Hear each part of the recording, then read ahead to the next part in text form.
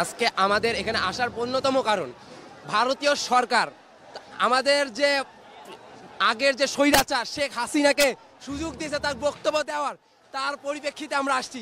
এত বছর আমরা আমাদের ক্ষোভ, এত বছরের রাগ, এত খুন, এত গুম, এই শেখ হাসিনা আমাদের এত ভাই বোনদের হত্যা করছে। সেই হত্যাকারিণীকে এই ভারতীয় সরকার, ভারতীয় মোদী সরকার তাকে আবারও সুযোগ দিয়েছে লাইভে ভারতের থেকে বক্তব্য দেওয়ার। সেই বক্তব্যের পরিপ্রেক্ষিতে আমরা একে ভাঙতে আসছি। ভারত আওয়ামী লীগের শেষ চিহ্ন মুছে দিতে আসছি আমরা। আওয়ামী লীগের পরিবারের কোনো আওয়ামী লীগ পরিবারের কোনো চিহ্নই বাংলায় থাকবে না। ছাত্রলীগের কোনো চিহ্নই বাংলায় থাকবে না। এই বাংলায় কেউ ছাত্রলীগের পরিচয় নিয়ে বাঁচতে পারবে না, আওয়ামী লীগের পরিচয় নিয়ে বাঁচতে পারবে না, না যুবলীগের পরিচয় নিয়ে বাঁচতে পারবে। এই বাংলায় থাকবে শুধু বাংলাদেশের মানুষ, বাংলাদেশের মুসলমান, বাংলাদেশের হিন্দু, মুসলমান, খ্রিস্টান। কোনো আওয়ামী লীগ থাকতে পারবে না।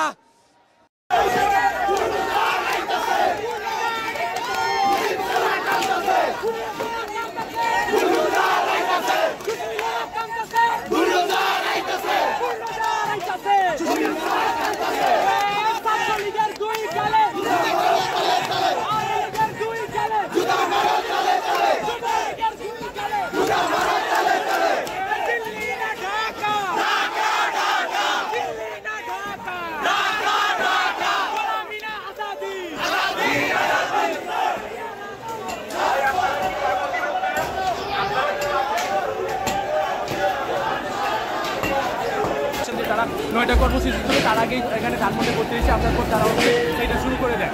অ্যাকচুয়ালি আমরা দেখেছি যে বিগত 17 বছর স্বাধীন সরকার আমাদের বাংলার এই দেশটাকে কীভাবে তারা অত্যাচার করেছে, আমাদের কীভাবে আমাদের বাক স্বাধীনতা সে তারা কীভাবে কেড়ে নিয়েছিল, এবং বৈষম্য বিরোধী ছাত্র আন্দোলন 2024-এর সময় তারা কীভাবে আমাদের ভাইকে নির্মমভাবে সেই ফ্যাসিবাদ শেখ হাসিনা সরকারের সরকারি সমর্থনে পুলিশ বাহিনী, পুলিশ লীগ, বিভিন্ন আওয়ামী লীগের অঙ্গ সংগঠন মিলে আমাদের যে ছাত্র জগতের ওপর যেভাবে তারা আমাদেরকে মানে ছাত্র হত্যা করেছে, এক কথায় সে একজন ছাত্র খুনি। এবং আমরা সকলেই জানি যে আমরা অ্যাকচুয়ালি এটা ভাঙার মূল উদ্দেশ্য হচ্ছে আমরা ফ্যাসিবাদ সরকারকে এই বাংলার জমিনে তাদের কোনো স্থায়ী ঠিকানা রাখতে চাই না। এবং আমরা শেখ হাসিনা সরকারের একটাই দাবি, আমাদের শেখ হাসিনা সরকার আমরা এখন ফাঁসি চাই। আমরা আমাদের বাংলাদেশের দূতাবাস থেকে শুরু করছে, তারা ইন্ডিয়াকে চিঠি দিয়েছে এবং শেখ হাসিনাকে দেশে ফেরত